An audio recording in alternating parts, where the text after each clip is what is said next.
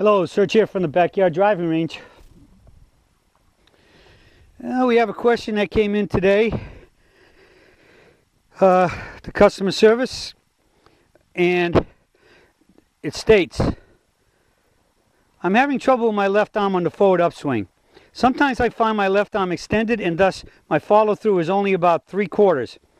I don't feel like this is a chicken wing. However, I concentrate on folding my left elbow in order to get a fuller follow through. I find that although I hit the ball very solid, it almost always goes left. What are the correct positions for the left arm elbow during the follow through? Thanks. And unfortunately this was not signed, and the email address doesn't really give me an idea of who it is. So whoever you are, good question, and let's talk about it. It's kind of ironic that this question came in. I just had a golf lesson the other day with one of my top players who's a young man in college, and really good player, and he was kind of having the same position, the same problem. Again, let's look at what happens with a good setup. First off, we get in here, and at address we have a pretty good triangulation of the arms. We know that once we get a good grip, palms perpendicular to the ground, the palms are facing or opposing each other. That means they are what I call diametrically opposed. Whatever one does, the other one does exactly the opposite. So the key becomes, that is great in that they will always stay diametrically opposed and opposite each other, but now the first big issue is we have to have the face lined up with both hands. So when I always walk into the ball and I take my grip, I'm always setting my club face, the leading edge of my club face, perpendicular to the ground. The reason why that's important is because we know that, number one, the arms only swing in front of the body. All right, they will swing palms perpendicular to the ground, and even when I bend over, they are staying quite perpendicular, quite close to perpendicular to the ground. And when I swing, if I swing and I can clap them at the top, that means it will be perpendicular to the body, perpendicular to the aiming line, and then also the leading edge will be perpendicular to the torso at impact. That means they always come back and the club face will be square, provided I have relatively square alignment, meaning parallel left for lefty, parallel right for righty. Now the point becomes, we're swinging on an inclined plane, and it's on an arc, right? A inclined plane, and we're trying to swing as vertical as we can. We can swing the arms straight back into the catcher's mitt and up. So because there's a little rotation and the body's at a tilt, the arms will be going up a little bit on a diagonal angle, but we don't want them to ever upper forearm to ever get behind the toe line, but we can rotate them, that when I go into the catcher's mitt toe up and I lift it up in the air, I'm controlling the rotations of my arm in the lift, so the arm's still going up slightly diagonal, but the club will be going up vertical, and we can control it by just going from here about toe up into the catcher's mitt. Now we know, because of the secondary spine angle tilt, if I'm standing like this and I bend over a little bit, I've lost about 15 degrees in my spine, which is going to have this club down just a little bit. So in my mind, I'm thinking it's straight up, but it's usually about there. All right. So if any of you are really closely analyzing the swing, that's because of the spine angle. Notice I'm standing up here. Look where my palm is. And then when I bend over, I've lost just a little bit. I put the club in it, so it's just a little bit what would be kind of face down, or would be called by many the shut position. So in my mind, though, it's straight up, and I lift the club up. So the arms are going up diagonal, the club crosses the line, and guess what happens on this side? I roll through, and I swing into the forward catcher's mitt toe up. So we're going toe up to toe up. We're controlling the exact amount our arms rotate, and it's a heck of a lot less than it can, because the arms could rotate all the way. Basically, let's say if I'm taking with the right palm perpendicular, we could rotate it to right palm all the way up and then right palm all the way down.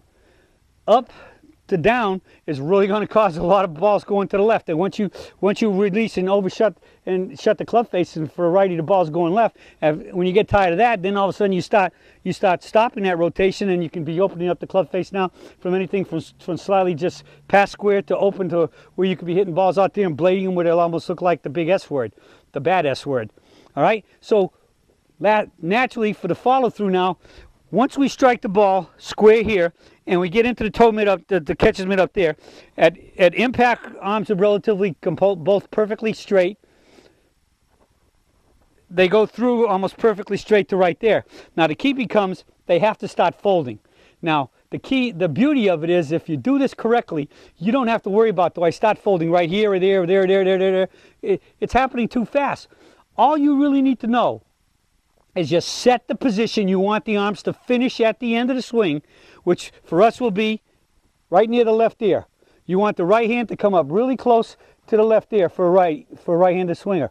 And that's why when I play golf, I have trouble with these hats, because although these work fairly good because the brim lets go, but on more my straw hats and some other ones I have where the brim doesn't give, I can flip like that and pop the hat off, and so to avoid the rim I start getting wide. That's no good. So normally, and that started ruining my swing, getting a little too wide. So now if I play with any of those hats, I take them off when I hit, because I can't get close enough to my head to where the brim won't interrupt and ruin the swing. Or if I get down through it and when I recoil up, it pops the hat off, and sometimes if the wind's blowing, you catch it the wrong way, I'm running 30, 40 yards trying to catch my hat.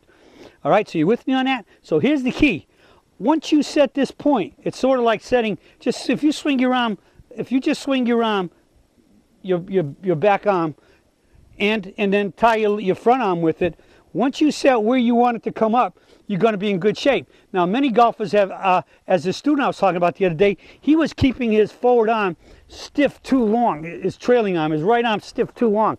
So he was coming down and under, and he's up like this, and by the time he broke down, he was losing his balance. He'd let it finally fold. All right? So the key is the arms together.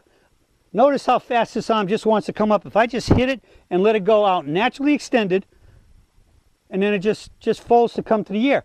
Now it's pretty hard to get it to fold if I swing up there too much, because it starts pulling my body out. Whatever's going to allow me to just turn and get right there. And then once you put your two hands on it, it comes. So it's sort of like, once you determine the spot you want it to go to, it's like you just laid, say, a railroad track or a roller coaster track that's going to swing right there. So I want that arm to come. We just want it to come up naturally. We don't ever want to overextend our arms, trying to keep them low or trying to keep them wider or trying to get them up higher and then break down, because all that's going to do is pull you forward and put a lot of stress on your back. It's whatever just takes you through and up, just like skipping that rock to right there. All right?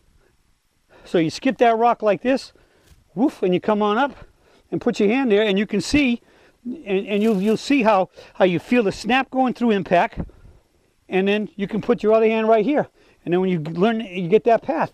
And so once you want that right hand here, right to the ear, recoil and relax, it just lays down, so to speak, that roller coaster track, so that both hands will ride that track right up in there, so you don't have to worry about anything. All it is letting your arms go nice and naturally wide, but not ever straightening and overstretching them and forcing them out there, just up to here.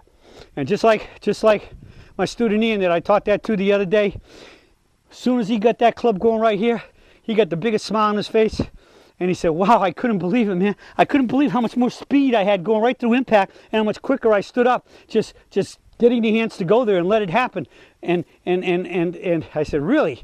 A lot more speed, and what did you feel?" He says, "Oh, it was so much more natural, explosive, and the balance was phenomenal, and he's hitting good shots." And just like Ian, that can happen for you.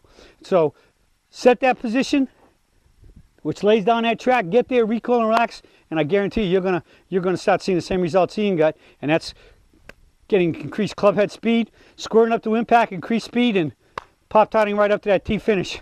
And therefore, you'll be hitting it much more solid straight, likely longer, and shooting those lower scores. That's it for the search for today, and I'll be talking to you all again soon.